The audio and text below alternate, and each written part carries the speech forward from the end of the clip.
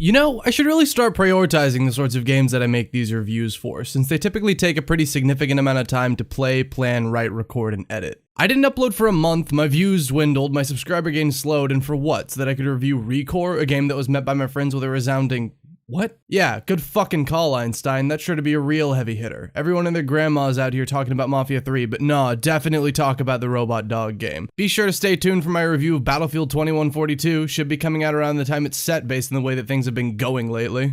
For anyone wondering, the reason I decided to review this game was a trailer I saw that gave me sort of a Ratchet & Clank vibe, a series that I hold very near and dear to my heart. And if you're a longtime viewer, you know that my heart is kind of like a diamond, cold, hard, dead, and has its value artificially inflated by Luxembourgish cartels. Unfortunately, I ran into my first roadblock before even launching the game, because to launch it, I have to be able to download it in the first place. This is the first one of the cross-platform Xbox One Windows 10 games that I've actually played, and I'm happy to report that after loading an endless loop of web pages, crashing the Windows Store, talking to Xbox support, being transferred to Windows support, being transferred back to Xbox support, being asked to confirm an email address that doesn't exist, and then finally updating Windows 10 for 3 hours, it worked flawlessly without a single hitch. Not only was this entire process a colossal waste of time that killed any enthusiasm I had going in, it was also incredibly frustrating to deal with. Partially because it ate up 4 hours of my day, but mostly because I already used a joke about being Arabic in an airport in my last review, and I can't think of a better analogy to describe the inconvenience of being chainsaw ReCore is yet another addition to the nebulously titled action-adventure genre, a genre so broad that Googling it will give you results ranging all the way from Ratchet & Clank and Shadow of the Colossus to Lara Croft Dies Horribly and Lara Croft Dies Horribly again, but in the snow this time. Like many other action-adventure games, ReCore is built around the core gameplay of combat, platforming, and exploration, while the story takes a bit of a backseat. Or it doesn't. I'm actually not 100% sure what they were going for with the story, because outside of the beginning and end of the game, there are only like 2 story events that take place. But that doesn't keep the characters from constantly expositioning at one another during gameplay and cutscenes. At completely random points throughout, even the game will chime in with a dulcet voiceover providing exposition that has nothing to do with what's happening at the time. And in order to show you how incredibly jarring that is, at random points throughout the remainder of this review, I will be providing exposition about myself. Like the fact that I was kicked out of my 8th grade woodworking class and forced to sit outside on a piece of paper with my name on it for the final 3 months of school. Speaking of all that, I might as well jump into the story since that seems to be the game's approach to things as well. ReCore is set in the distant future on a faraway planet named Far Eden, a planet that I believe is located somewhere in the Subtlety system. Far Eden is a barren desert planet that mankind intended to terraform and colonize after climate change rendered Earth a barren desert planet, which raises quite a few questions right off the bat. If Far Eden is a more desolate desert than Earth, but can be terraformed, why would you not just terraform Earth and save yourself the trip? And why was anyone sent down during the terraforming process if the entire thing was handled by robots anyways? And why were blue robot dogs that shoot lasers considered a necessary component in this process? All questions the game responds to by saying, "Shut the fuck up and fight this giant robotic spider, you idiot." The opening section serves 2 primary purposes. The first is to introduce the concept of the prismatic cores, a series of magical energy spheres that serve as the driving force for the plot, and the second is to introduce the main characters. There's the player character, Jewel, a peppy teenage girl with a name as equally subtle as everything else we've seen thus far, and Mac, a robot dog. And I'm just going to get this out of the way now, Jewel is a Mary Sue, but she's not just any Mary Sue, she's the merriest of Sues. She'd take you to court on Christmas the day after being wed to a man named Susan. She's smart, capable, strong, kind, heroic, brave, caring, loving, selfless, and intuitive. The narrator even proclaims that she's essentially the messiah of Far Eden on more than one occasion, which is a surefire way to alienate a character from your audience. Hey Microsoft, do you know the most famous story that had a messiah in it? Yeah, the Chronicles of Narnia, and I think we all know how that turned out. You know what? I'm not being entirely fair here.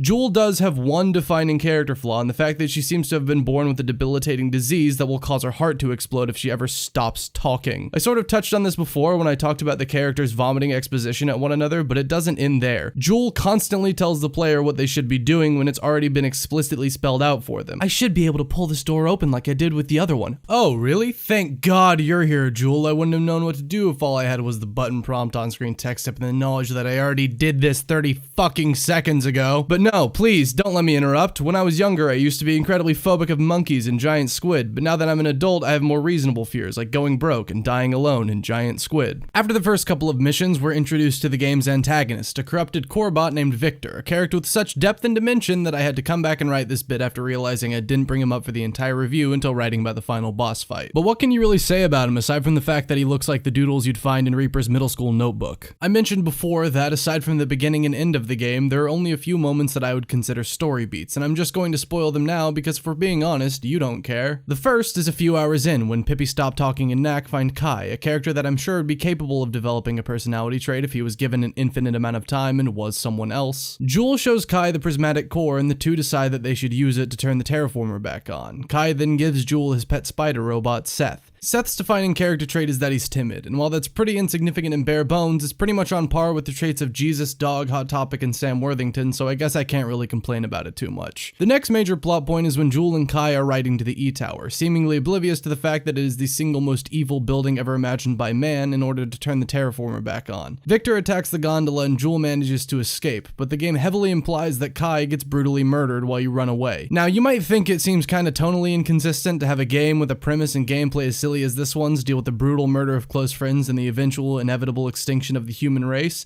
but you'll be happy to hear that you're absolutely fucking right. The setting and game design is so off the wall and ridiculous that it can't help but come across as a bit tone deaf when it suddenly turns into a story about the tragic demise of the human race. You are a peppy teenage girl, a cute boy, and a series of robots that look like woodland creatures trying to stop Shadow the Hedgehog's OC from destroying the new world with a Christmas ornament. You kinda set yourself up for failure if you wanted to be taken seriously. Alright, if I sit here and talk about every issue I have with the story, I'm gonna give myself an aneurysm, so instead let's turn our attention towards the gameplay. And how's this for a curveball? I actually like it. Yeah, take that expectations. Apparently there is still some life in my cold, dead, inflated diamond of a heart. You should seriously look up the cartel thing, it's pretty fucked up. As I mentioned before, the gameplay of ReCore is built around the three core mechanics of combat, platforming, and exploration. The combat is designed in such a way that the aiming is done for you, which despite sounding about as engaging as a marathon of Real Rob played at half speed with no color or sound, is actually balanced out pretty well by the rest of the combat system. The quote-unquote challenge of ReCore comes from prioritizing targets and effective use of movement. Shoot red, blue, and yellow enemies with the corresponding Crayola Remingtons, and if an enemy is purple, green, or orange, it can switch between colors and you'll need to switch back and forth to maximize your DPS while moving around erratically to avoid the projectiles being fired back at you. It's a bit like attending classes at Columbine Preschool.